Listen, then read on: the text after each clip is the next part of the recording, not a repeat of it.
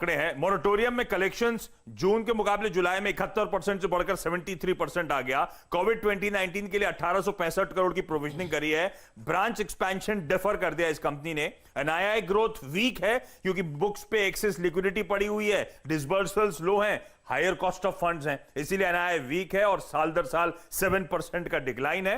Asset quality में सुधार जो नजर आ रहा है वो मोरेटोरियम के चलते मदद मिली है, इसीलिए 8.3 से एसेट क्वालिटी इंप्रूव होकर 8% पे ग्रॉस एनपीए, लेकिन मोटा मोटी एक्सपेक्टेशन थोड़े वीक। इसके अलावा ईआईएच खराब आंकड़े, किसी ने चेक ही नहीं करा Q1 में, उसका इंपैक्ट है। Revenues 91% decline, EBITDA loss 140 crore का, नेट लॉस 152 करोड़ रुपए का। पर स्ट्रीट ध्यान रखें, अनलॉक पे ज्यादा फोकस कर रही है बजाय की लॉकडाउन पीरियड के। ट्रेंड लॉकडाउन ब्लूज यहां पे भी हैं। वेस्ट साइड बिल्कुल ठप पड़ा रहा। लकीली पूरा वॉश आउट क्वार्टर नहीं रहा क्योंकि इनका जो फूड एंड ग्रोसरी स्टोर है स्टार बाजार, उसने मदद कर दी। तो रेवेन्यू 69% डिक्लाइन होकर 250 करोड़ रुपए क्लॉक कर लिया इन्होंने। इबिटा लॉस हुआ 123 करोड़ का, नेट लॉस हुआ 184 करोड़ का। लेकिन मैनेजमेंट कह रहा है 90% वेस्ट साइड और जूडियो स्टूडियोज जो है वो रीओपन हो चुके हैं। ऑनलाइन चैनल में 50% साल दर साल की ग्रोथ आ रही है और ग्रेजुअल रिजम्पशन के चलते अब ये लोग विटनेस कर रहे हैं कंज्यूमर डिमांड लौट रही है। प्राज इंडस्ट्रीज वीक, आय 38% गिरी, 12 करोड़ का बीटा लॉस हो गया। शुद्ध घाटा 10.5 करोड़ का हुआ, 1260 करोड़ रुपए की आउटस्टैंडिंग ऑर्डर बुक है। मिंडा कॉप वीक है, आय 69-70% गिरी, 35 करोड़ के लॉस हो गए। लेकिन ये Q1 की बात हो रही है और हम बात कर रहे हैं हीरो मोटोकॉर्प जैसी कंपनीज के अच्छे नंबर्स, ये बात ध्यान रखिएगा। इंजीनियर्स इंडिया आय 36% गिरी, इबिटा 22.5 करोड़ का आया है। इबिटा लॉस से ये इबिटा पॉजिटिव हुए हैं और मुनाफा 62% गिरा। एंड्योरेंस टेक्नोलॉजीज आय में 68% का डिक्लाइन, इबिटा 88% कमजोर, मार्जिन 18 से घटकर 7%। रिडंगटन आय 8-8.5% ही गिरी साल दर साल। ही गिरी वर्ड इसलिए यूज कर रहा हूं क्योंकि लॉकडाउन का पीरियड था, उसके बावजूद आय इन्होंने 10,000-11,000 करोड़ रुपए की क्लॉक करी है। मार्जिन 2% के मुकाबले 1.9%, केवल 10 बेसिस पॉइंट्स का डिक्लाइन। तो Q1 चैलेंजिंग क्वार्टर होने के बावजूद बहुत ज्यादा परफॉर्मेंस वीक नहीं हुई है, इस बात का ध्यान रखिएगा। गार्डन रीच शिप बिल्डर्स के नंबर्स वीक ही हैं। बिक्री 35% घटी, इबिटा लॉस हो गया इस कंपनी को, वो आपकी स्क्रीन पर आएगा। 3M इंडिया कमजोर है, बिक्री 57% डिक्लाइन, 48 करोड़ का EBITDA loss, net loss 42 crore rupees का। और टिमकेन इंडिया भी वीक आंकड़े, वो स्क्रीन पर आ जाएंगे। मुनाफा 94% गिर गया साल दर साल। ऑलराइट, तो ये बहुत सारे वीक नंबर्स हैं। सब लोग दर्शक सोच रहे होंगे इतने सारे वीक नंबर्स क्यों? तो देखिए, लॉकडाउन वाले क्वार्टर था तो जाहिर सी बात है नंबर्स वीक आने वाले हैं, लेकिन इस बार बैक बेंचर्स हैं, आगे फ्रंट सीट पर आ सकते हैं। और भसीन साहब से हम ये सवाल पूछते हैं, भसीन साहब को कौन से ज्यादा अच्छे नजर आते हैं? भसीन साहब, बहुत सारे नंबर्स इस बार डिसअपॉइंटिंग रहे हैं, ये बताइए आगे चलकर आपको होप कौन कौन से सेक्टर से, स्टॉक से है जहां पर आशीष ने बताया खराब नंबर्स? हाँ, तो देखिए, एक आपने फ्रीडम स्टॉक तो ले लिया, एनबीसीसी। आज मेरा flavour, I am very very nostalgic क्योंकि इंडिपेंडेंस डे है, तो be India, buy India, make in India, और वो है इंजीनियर्स इंडिया। हेमंत जी, आपको क्या बताऊं, ऐसा शेयर 65 रुपए में मिल रहा है और उसके रिजल्ट्स भी बताए रहे हैं। Engineers India is the electrical part of, जितना कंस्ट्रक्शन कॉर्पोरेट इंडिया या मेक इन इंडिया में होएगा, सब इंजीनियर्स इंडिया है। जितना हाइड्रोकार्बन इंजीनियरिंग इंफ्रास्ट्रक्चर में बनना है, वो सब इंजीनियर्स इंडिया करता है। एचपी, बीपी, जितनी ओएमसीज हैं, जितनी ऑयल रिफाइनरीज हैं, ओएनजीसी, सबका काम इंजीनियर्स इंडिया।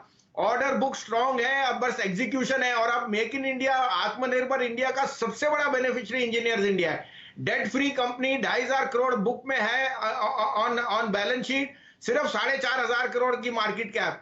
65 रुपए में लीजिए, 125 का भाव मिनिमम आपको दिखेगा, शायद दुगना ही हो जाए अगले फ्रीडम तक। तो Engineers India would be my top pick along with NBCC.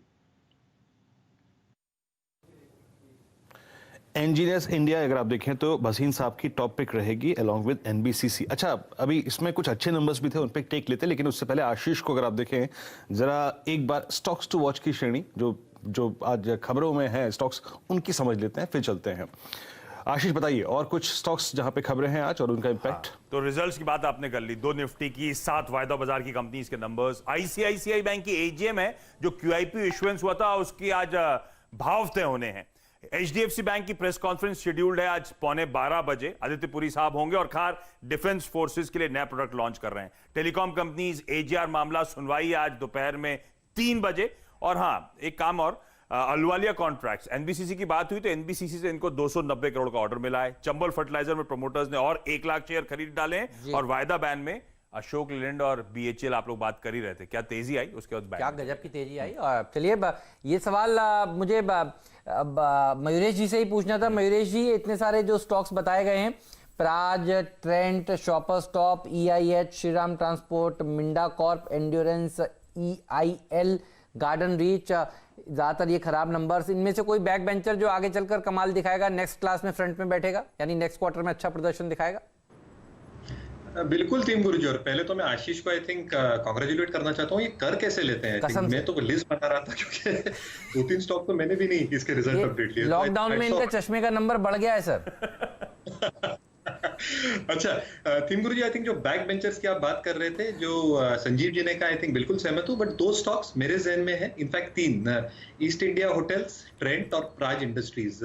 Ethanol का जो पूरा प्रोग्राम होगा, ब्लेंडिंग मिक्स, आगे जाते वक्त और जो रियलाइजेशन ग्रोथ आएगी, इसमें एक ट्रिमेंडस स्कोप है और इस स्कोप के हिसाब से रियलाइजेशन और अर्निंग्स ग्रोथ जबरदस्त रह सकती है।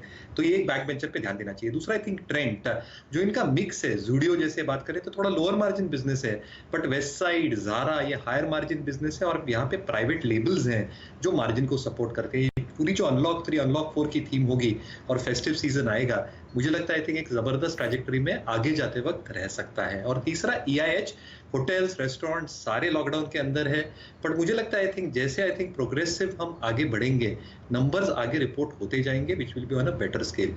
एक शिकायत नीरज जी से है, हेमंत जी, मुझे आई थिंक ये अच्छा खाना लगाते रहते हैं ट्विटर पे, और हमें आई थिंक वीकेंड पे तकलीफ होती है, किचन में जाना पड़ता है। बिल्कुल सही बात है, ये पीयर प्रेशर जो है ये बहुत भारी पड़ता है।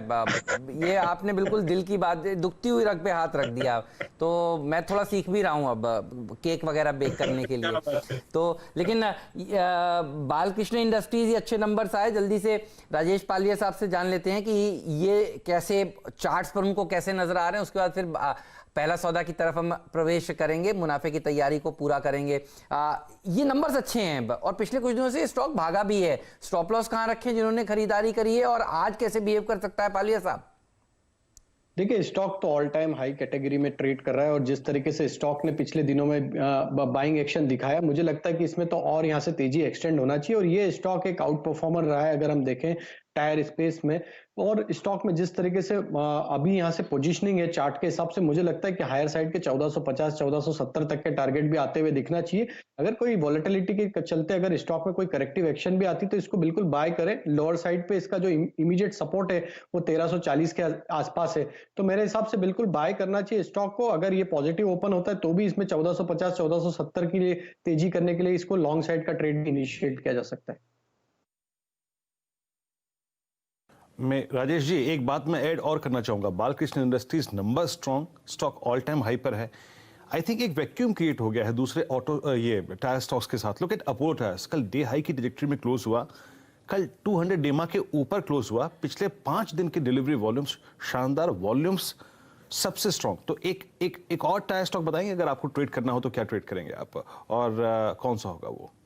हाँ, आपने बिल्कुल जो स्टॉक मेंशन किया अपोलो टायर ही रहेगा। इसमें अब एक कैचअप रैली बनते हुए दिख रही है और जिस तरीके से ये स्टॉक ने पिछले दिनों में परफॉर्मेंस दिया है, मुझे लगता है ध्यान पड़ रहा है कि हम लोगों ने इसे डिस्कस भी किया, करीब 105 110 की रेंज में 130 पे अब ट्रेड कर रहा है।